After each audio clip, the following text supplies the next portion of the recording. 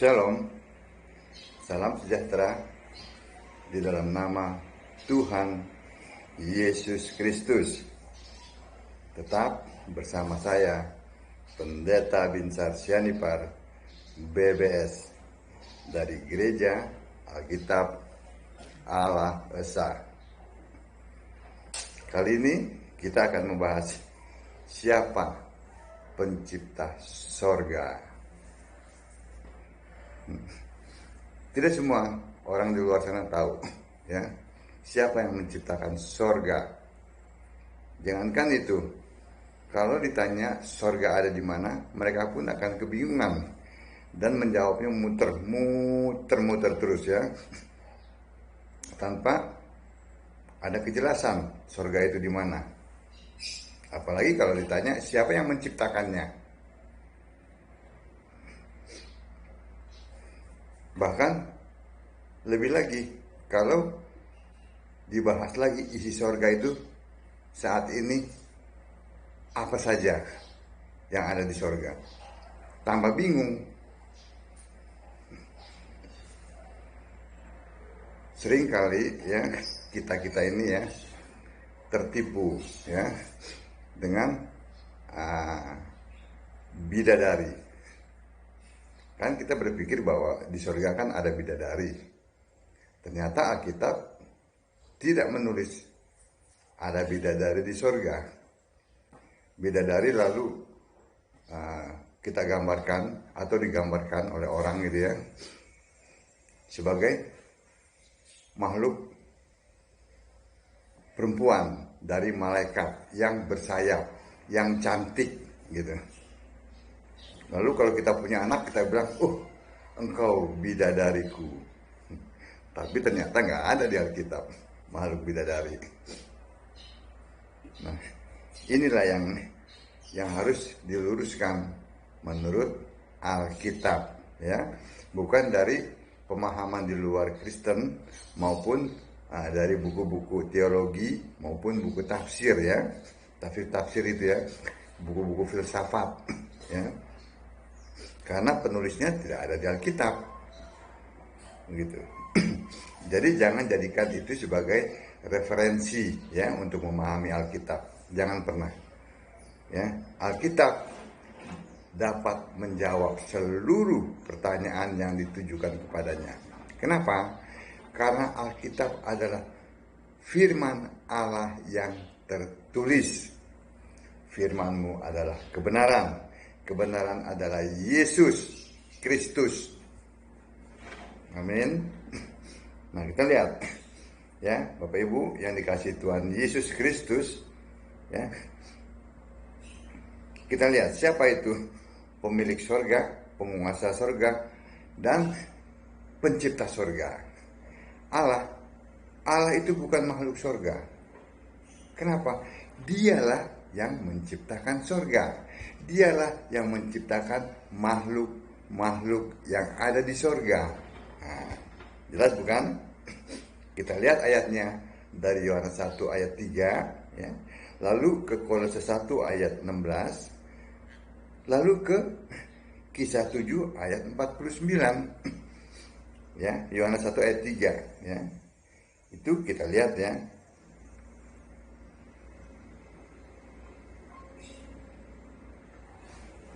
Segala sesuatu dijadikan oleh Dia, dan tanpa Dia tidak ada sesuatu pun yang telah jadi dari segala yang telah dijadikan.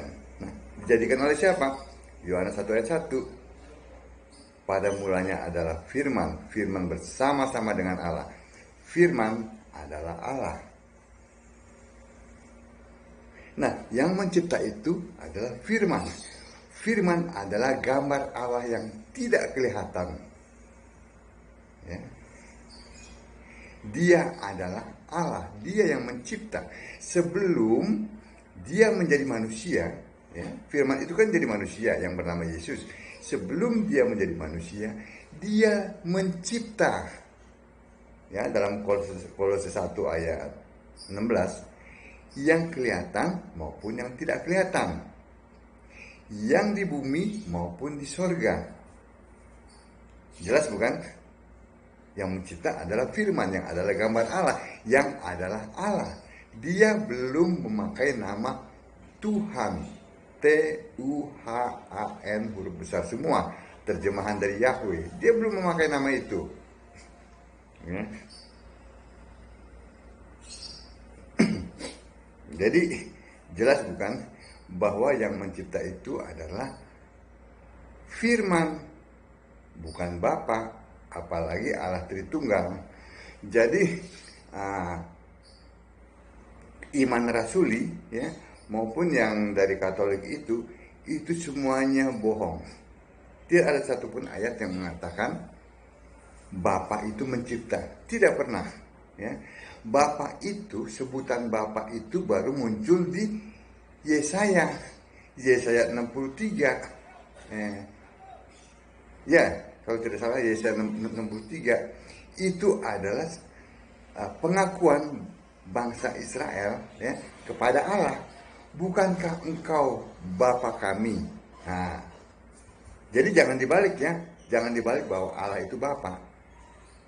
Jangan dibalik. Maksudnya jangan dibalik bahwa Bapa itu Allah ya, jangan dibalik. Tapi itu adalah sebuah pengakuan. Bukankah engkau Bapa kami? Nah itu, ya itu baru muncul di situ. Di ayat-ayat sebelumnya tidak ada.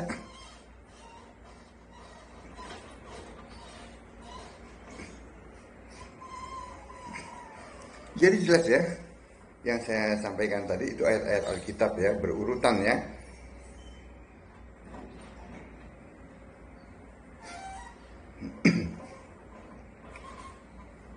Lalu kita lihat lagi di sini ya.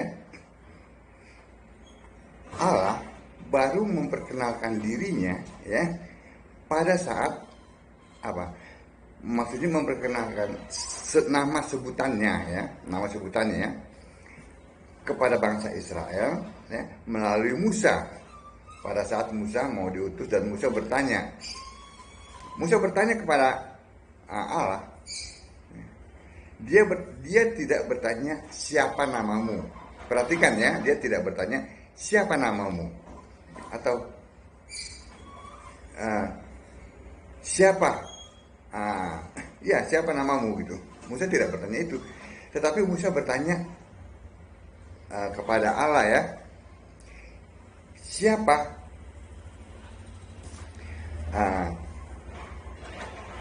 di balik nama itu ya.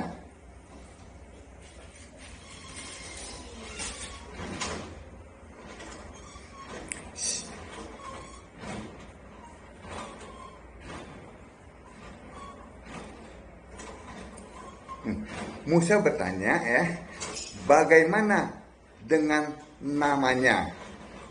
Maksudnya ya, dia tidak bertanya siapa namamu, tetapi bagaimana dengan namanya. Maksudnya bagaimana dengan dibalik nama itu? Siapa dibalik nama itu? Sebab itu Allah katakan ya dalam Keluaran 3 ayat 14, Aku adalah aku. Dia tidak mengatakan, oh namaku ini, tidak. Namaku Yahweh, tidak. Tetapi dia katakan, aku adalah aku. Aku tidak terikat oleh apapun juga. Begitu.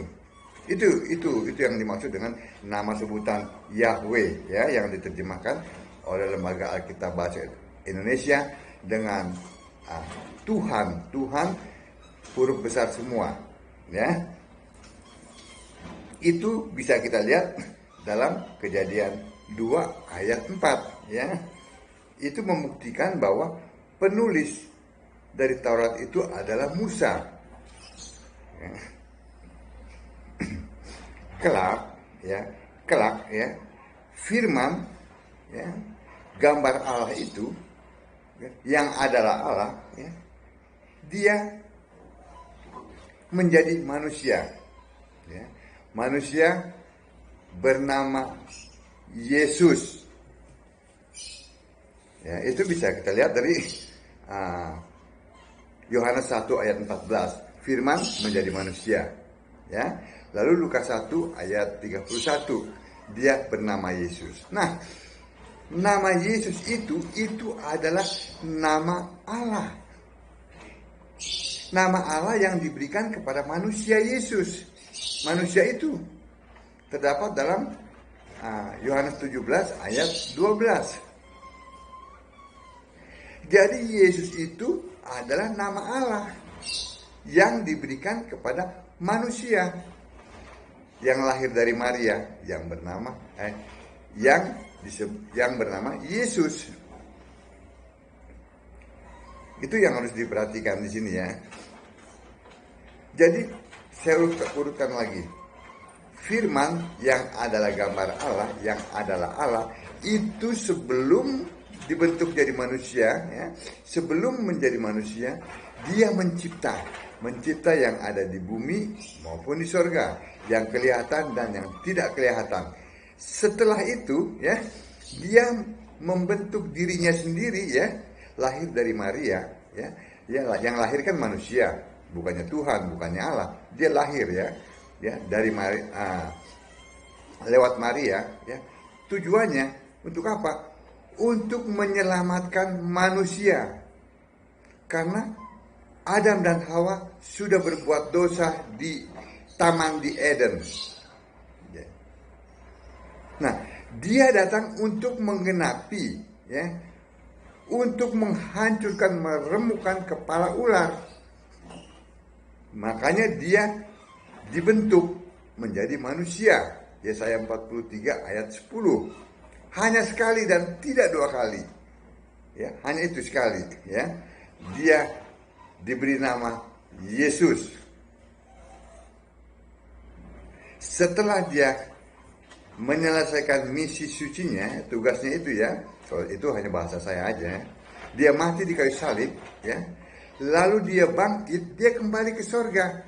Sebagai apa? Dia kembali sebagai yang mula-mula, sebagai firman, sebagai gambar Allah, sebagai Allah. Yohanes 1 ayat 1. Pada mulanya adalah firman. Firman bersama-sama dengan Allah. Firman adalah Allah. Ya, Allah satu. Ya, Allah tidak dua, tidak tiga. Bukan Allah kesatuan, Allah satu. Ya.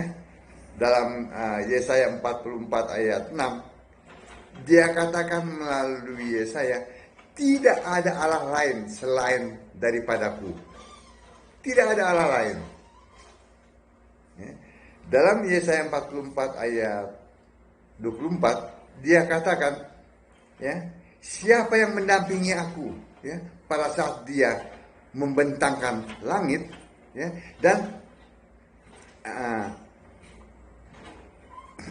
dan menginginkan bumi, ya. Bukanlah langit adalah tahtaku dan bumi adalah tumpuan kakiku. Nah, siapa yang mendampingi aku, dia katakan? Tidak ada.